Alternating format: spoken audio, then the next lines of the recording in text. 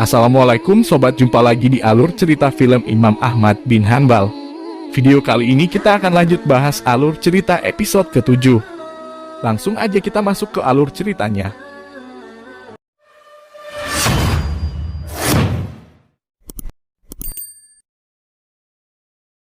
Baik sobat, melanjutkan cerita di episode sebelumnya.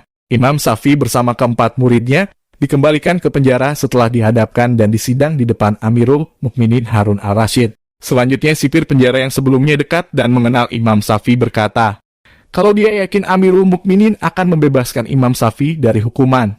Dia juga akan selalu memberitahu informasi terbaru dari pembicaraan para pejabat tentang status Imam Syafi'i di istana.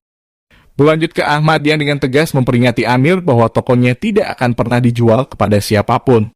Beberapa saat kemudian Suhaib pun datang dan menanyakan tentang penjualan toko Ahmad bin Hanbal kepada Amir. Amir berkata kalau dia telah berusaha menawar toko Ahmad, tapi dia menolaknya. Suhaib lalu menilai kalau Amir tidak serius dalam menjalankan tugasnya.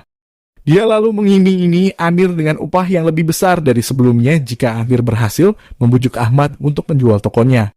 Sementara di istana, Ibnu Radi mulai melakukan penyelidikan dengan mengutus seorang bernama Qasim menjadi mata-matanya untuk mencari informasi terhadap orang-orang yang dicurigai menyimpang dari Amirul Mukminin. Lalu berlanjut ke perbincangan Amirul Mukminin bersama istrinya dan penasehatnya bernama Isa. Subaidah istrinya lalu berpendapat kalau Ja'far Abar-Makki sudah mulai berani mengambil kewenangan Amirul Mukminin dalam segala hal, tanpa meminta izin terlebih dulu dari Amirul Mukminin. Pendapat Subaidah itu pun didukung oleh Isa. Isa juga merasa kalau Ja'far telah banyak mengambil alih urusan negara seakan dirinya adalah sebagai Amirul Mukminin. Bahkan negeri Baramik yang merupakan salah satu negara bagian juga sudah mulai mengintervensi urusan dan kewenangan Khalifah Harun al-Rasyid. Tapi Harun al-Rasyid masih tidak percaya dengan pendapat istri dan penasehatnya. Menurutnya tidak ada yang salah dengan Ja'far karena dia memang melaksanakan tugasnya sebagai penasehat istana. Lalu terkait negeri Baramik yang ikut campur dalam urusan kepemimpinannya. Baginya itu tidak berarti apa-apa karena negeri Baramik berada di bawah kekuasaannya. Harun al-Rasyid lalu mengancam jikapun ada yang berbuat seperti itu, maka hukuman yang pantas bagi mereka adalah hukum pancung. Beralih ke keluarga Amir. Amir kembali memberitahu istri dan ibunya tentang tawaran upah yang lebih besar dari Suhaib jika dia berhasil membujuk Ahmad menjual tokonya. Amir lalu berencana akan menghentikan kontraknya dengan toko Ahmad dengan tujuan agar Ahmad dan ibunya kehilangan penghasilan uang sewa dari mereka.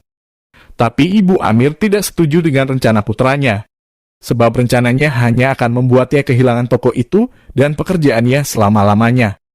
Ibunya lalu mempunyai rencana akan berbicara langsung dan membujuk ibu Ahmad agar mau menjual tokonya. Cerita berlanjut ke Mekah. Terlihat Hamdah istri Imam Syafi'i yang sangat merindukan serta khawatir dengan sosok suaminya yang sudah lama tidak ada kabar sama sekali. Lalu ibunya datang menghampiri dan menghiburnya. Ibunya berkata kalau suaminya memang selalu merantau berpindah-pindah dari satu tempat ke tempat lainnya. Dia pun menyuruh menantunya agar sholat dan berdoa untuk keselamatan Imam Syafi'i.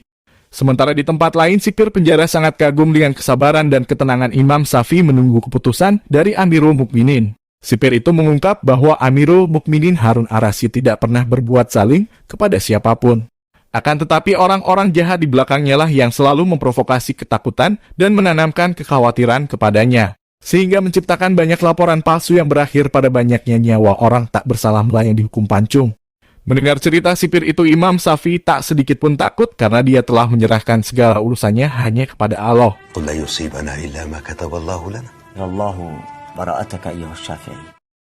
Beberapa saat kemudian Imam Syafi'i dihadapkan ke Amirul Mukminin Harun al-Rasyid. Amirul Mukminin lalu bertanya tentang kebenaran apakah Imam Syafi'i adalah benar murid Imam Malik bin Anas. Selain itu dia juga menguji pengetahuan agama dan peluasan ilmu Imam Syafi'i. Imam Syafi'i pun lalu menyampaikan jawaban atas semua pertanyaan Amirul Mukminin dengan sangat benar dan sahih. وزينة الفقهاء والمحدثين به فقد حفظته ووعيته وعرفت وقفه وابتداءه مكيه ومدنيه. Mendengar jawaban Imam Syafi'i seperti itu, Amirul Mukminin pun sangat terpukau dan menemukan kebenaran dari Imam Syafi'i. Dia lalu meminta nasihat dari Imam Syafi'i. دع الأيام تفعل ما تشاء نفسا إذا حكم القضاء لا تجزع لحادثة الليالي في الدنيا بقاء على الأهوال جلدا السماحة والوفاء. Setelah itu Amirul Mukminin lalu memutuskan membebaskan Imam Syafi'i beserta muridnya. Dia juga memerintahkan Nabi agar mencarikan rumah dan memberikan nafkah untuk kehidupan Imam Syafi'i. Dan sebelum keluar, Imam Syafi'i lalu mengajukan permintaan sekaligus nasihat kepada Amirul Mukminin. Dia meminta Amirul Mukminin agar mendengar informasi penting dan kesaksian dari sipir penjara tentang para tahanan yang tersalimi. Menurutnya banyak para tahanan yang dipenjara murni tidak bersalah seperti halnya dalam kasus Imam Syafi'i dan muridnya. Mendengar ungkapan Imam Syafi'i tersebut, Amirul Mukminin berjanji akan memanggil sipir penjara dan mengkorek informasi darinya. حارس الزنزانة يعرف قصصا كثيرة لا أقصد من وراء هذه النصيحة. هذا الحارس ونسمع منه كل ما عنده. جزاك الله كل خير يا أمير المؤمنين. Selanjutnya cerita beralih ke majelis pengajian Ahmad. Senya lalu menyampaikan sebuah hadis Rasulullah Shallallahu Alaihi Wasallam yang bermakna bahwa kelak di akhirat kita akan bisa melihat Allah Subhanahu Wa Taala. Yang mana hadis ini sangat diyakini oleh Ahlus Sunnah wal Jamaah. Sedangkan berbeda dengan paham Mu'tazilah dan pengikutnya tidak sependapat dengan hadis ini. Seperti Badar yang ikut dalam paham Mu'tazilah, dia meragukan hadis yang disampaikan oleh Senya. Dia mengatakan hadis itu bertentangan dengan ayat Al-Quran yang berbunyi, "Berkatalah Musa, ya Rabbku, nampakkanlah dirimu kepadaku, agar aku dapat melihatmu." Lalu Allah berfirman bahwa kamu sekali-kali tak sanggup untuk melihatku. Ahmad bin Hanbal pun lalu menegur Badar yang berpaham Mu'tazilah itu, mencoba bergeming dengan makna sebenarnya dari dalil ayat itu. Ahmad lalu menjelaskan makna ayat itu yang sebenarnya adalah bahwa kita tidak akan bisa melihat Allah di dunia. Berbeda dengan makna hadis yang disampaikan Senya adalah kita bisa melihat Allah di akhirat bukan di dunia. Jadi memang tidak ada yang bertentangan dengan isi hadis dan firman Allah dalam Al-Quran tersebut. Memang paham Mu'tazilah selalu membuat kesesatan dengan pengetahuan ilmu mereka yang masih terlalu dangkal seperti Badar. Selanjutnya Badar memberitahu Bishr al-Marisi yang merupakan ketuanya dalam paham Mu'tazilah tentang kecerdasan Ahmad bin Hanbal dalam memberi penjelasan hadis yang mereka ragukan. Badar juga memberitahu kalau Ahmad adalah murid terbaik yang menghafal hadis Rasulullah dengan pemahaman ilmu yang sangat luas. Sehingga dia takut berdebat dengan Ahmad karena ilmunya tidak sebanding dengannya. لا أكتمك سرا يا شيخي إن وقع مني موقعا حسنا أي آية تقصد؟ إلى ربها ناظرة. Di sisi lain Ibnu Nuh bersama Abi Duat juga berbincang membahas paham Mu'tazilah yang diikuti Badar. Tapi Abi Duat justru membela pemahaman Badar tersebut. Mendengar jawaban Abi Duat tentu saja Ibnu Nuh marah dan menyayangkan sikap Abi Duat. Dia lalu memberi penjelasan kepada Abi Duat tentang makna sebenarnya ayat Al-Quran tersebut sebagaimana yang pernah dia dengar dari Ahmad bin Hanbal. في الأرض فانظروا كيف كان عاقبة المكذبين كلها تقتضي الرؤية أما القول إن معنا إلا بالعين علينا إلا السمع والطاعة. Cerita berlanjut ke Ibu Amir yang mendatangi Ibu Ahmad di rumahnya. Dia berniat untuk membicarakan dan membujuk Ibu Ahmad agar mau menjual tokonya. Sementara Faust dengan terpaksa harus menjadi budak Sumruda. Dia mengerjakan semua pekerjaan di rumah Sumruda seperti mencuci dan membersihkan rumah. Hansalah lalu kembali menyarankan Faust agar menerima saja dirinya dijual sebagai budak menuruti keinginan Sumruda. Daripada dia harus terbelenggu dan tersiksa menjadi budak istrinya, bahkan bisa saja terbunuh oleh Sumruda. Kembali ke Ibu Amir dan Ibu Ahmad.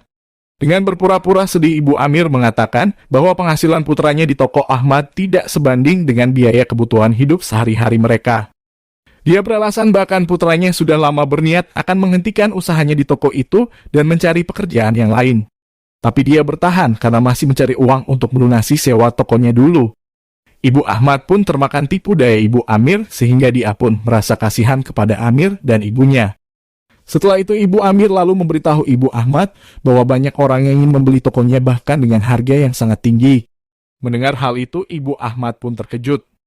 Lalu Ibu Amir terus membujuk Ibu Ahmad agar mau menjual tokonya. Bahkan dia menjanjikan akan ada keuntungan berlipat ganda jika Ibu Ahmad menginvestasikan uang hasil penjualan tokonya ke usaha yang lain. Lalu beralih ke Faraji yang sedang menjalankan tugasnya sebagai mata-mata di pasar. Sementara Imam Syafi'i mulai menempati rumah yang diberikan oleh Amirul Mukminin. Lalu beralih ke Ahmad bersama ibunya. Ibunya lalu membahas mengenai orang yang ingin membeli tokonya seharga 1000 dirham tapi putranya tidak pernah memberitahunya. Ahmad pun terkejut mendengar ibunya telah mengetahui tentang hal tersebut. Tapi Ahmad menolak menjual toko ayahnya sebab hanya toko itu sumber penghasilan mereka. Ibunya yang sudah dipengaruhi Ibu Amir lalu mencoba membujuk putranya agar sepakat menjual tokonya. Ibunya pun menyampaikan ada keuntungan berlipat jika uang hasil penjualan tokonya diinvestasikan seperti yang diajarkan Ibu Amir. Tapi Ahmad tetap menolak tawaran ibunya karena dia tidak mengerti cara berbisnis. Menurut Ahmad, dia hanya menghabiskan umurnya untuk belajar, tidak ada yang lain dari itu.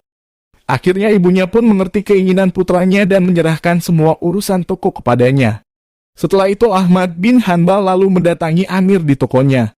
Dia kemudian menegur Amir dengan keras lalu mengancamnya akan menghentikan kontrak sewa tokonya sampai akhir bulan ini, dan menyuruhnya menyewa toko yang lain. Mendengar kata-kata Ahmad seperti itu, Amir pun sangat panik dan ketakutan. Baik sobat, ini adalah bagian akhir cerita di episode ke-7 ini. Jika sobat suka dengan alur cerita film ini, mohon like video ini dan jangan lupa subscribe juga agar sobat tidak ketinggalan alur cerita episode berikutnya.